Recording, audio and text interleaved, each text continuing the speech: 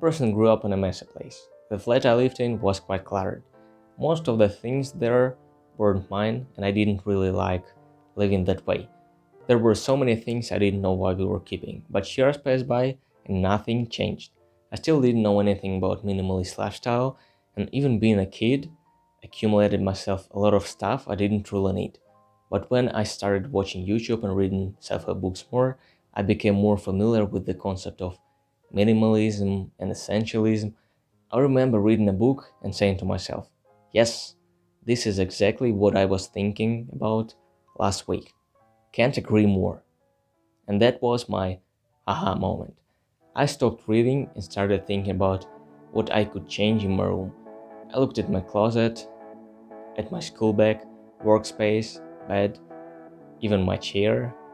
There was a jacket on it, and realized that I had work to do. Even looking at my own belongings, I immediately noticed things that weren't essential. I felt a great sort of motivation, so I immediately got to work. I pulled out everything from my closet and started thinking about what I should keep and what I should donate to someone or throw out if it was bad. But actually, looking back, this is quite a good scenario. Not everyone is as motivated as I was and can find lots of time for trying minimalism and decluttering their lives. Of course, I take that into account. And if this applies to you, don't worry. In this video, I'm going to talk about what I think minimalism is and why I believe it's awesome.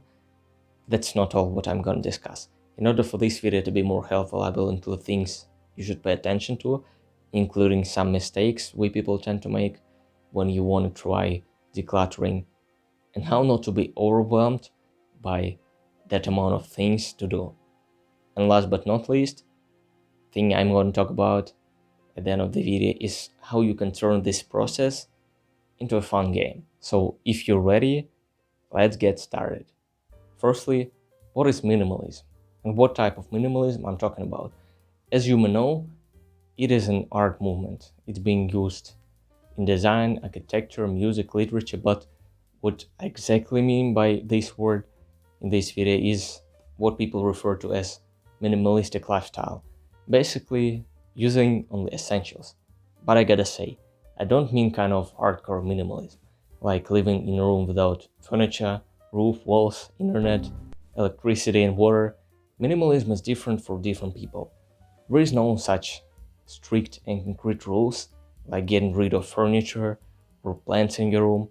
When I was a little kid, I always liked seeing pictures of rooms with IKEA furniture, the ones they put in their catalogs. Of course, they want to make it look as attractive as possible in order to get more orders. Everything seemed perfect in those photographs.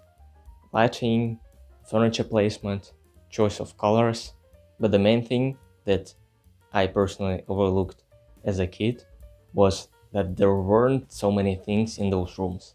I haven't seen a cluttered kitchen or living room with cloths thrown everywhere. It was always clean, shining, and minimalistic. And the thing that I later realized was that I could make my own room look almost as good as those if I kept only valuable things. Again, it's not about owning nothing. It's about owning and purchasing essential things and getting rid of unnecessary ones. It's about wherever you buy anything or take from someone, you do it with intention. Do you really need it, or it will stay on your bookshelves for years without being used once? Do you need that new phone, or you're good with yours? So, if you have a beautiful closet filled with stuff that is absolutely important to you, why would you think of giving it to someone else? It's quite difficult to honestly divide your belongings into only two groups: things you need and don't need. I'll talk about it in a minute. Now, let's get to the why part. Firstly, such a lifestyle made me more productive. Minimalistic workspace works great for me. By keeping it clean, I can focus on my task at hand and not worry about distractions staring at me from every corner of my room. Secondly, excessive amounts of things in my environment feels like a burden, even more than I used to think. The place where you live seems to shrink. To be honest, I used to do it with my clothes. Part of them was constantly in use and they were on the top of my closet shelf, but what was buried deeper at the bottom was forgotten, and the only thing it did was simply occupying space without being used. And I knew I had to sort them out regularly, but there was so much work to do. So I procrastinated. This is what's called the chronic effect. It says that people tend to remember unfinished or interrupted tasks even better than completed ones. So, long story short, by reducing the amount of things I owned, I made myself feel better and more relaxed. Now it's time for the how part. What things you should look at if you decide to declutter your environment? Firstly, your room, including your bed, table, closet, other pieces of furniture. Secondly, other rooms such as kitchen, living room, bathroom, maybe garage. There are lots of things you can find there. Then your car, your workspace if you don't work from home, devices such as your phone, tablet, computer, laptop. Digital decluttering, I believe, is really important. Alright, that's so many places. But don't panic, it's alright. We don't want to burn out and abandon decluttering, so eat an elephant one bite at a time. You don't have to do it all at once. Allocate 5 minutes every day and gradually make your way towards the degree of minimalism you really want. And every day, get rid of one more thing than yesterday, like a game. And of course, when you start doing it, you might face something called, what if I need this? Almost everything can be categorized as just in case thing. And this is when you gotta decide on what you really consider essential. I personally think of everything I own in terms of 4 groups.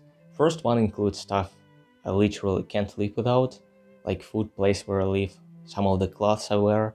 Second one mostly consists of things I need to work productively, take better care of myself, and to feel better in general, like phone, laptop, self-care stuff, and so on.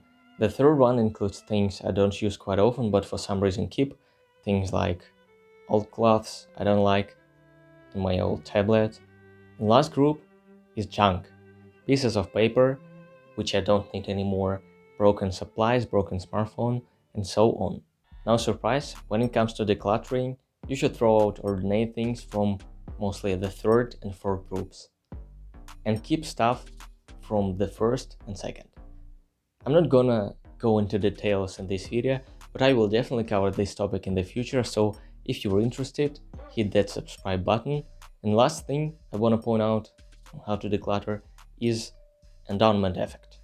If you don't know what it is, it's the finding that people are more likely to retain an object they own than acquire that same object when they do not own it. So if you have that little thing you got from AliExpress, you will more likely stick to keeping this thing and won't want to get rid of it than to buy a new one. So it may be quite difficult to suddenly declutter your whole room. Again, what I recommend is doing it one step at a time. If you're stuck and can't make yourself part ways with that thing and there is still stuff to do, move to the next one. Maybe you'll rethink your decision next time. As any habit, you should do it consistently. So I recommend planning such small 5-minute decluttering sessions throughout your week. Okay, that's enough of information for today. Let's recap as usual. I didn't grow up in minimalistic environment, but over time I realized that I might want to try it. So one day I decided to take this matter in my own hands and started my minimalistic journey, which I suppose is far from being finished. I love such a lifestyle. And of course, each person has different norms on how much essential things he or she needs. You just would own only essentials, only things that add value to your life. When it comes to decluttering your physical environment, there are lots of places you can spend your time on, such as your home, garage, car, workspace, etc. But if you feel overwhelmed, remember that Rome wasn't built in a day, so just move with the pace you're comfortable with. Don't forget that you can donate things you don't need and help someone in trouble. I truly hope this video is helpful. Subscribe if you want to see more, and have a good day.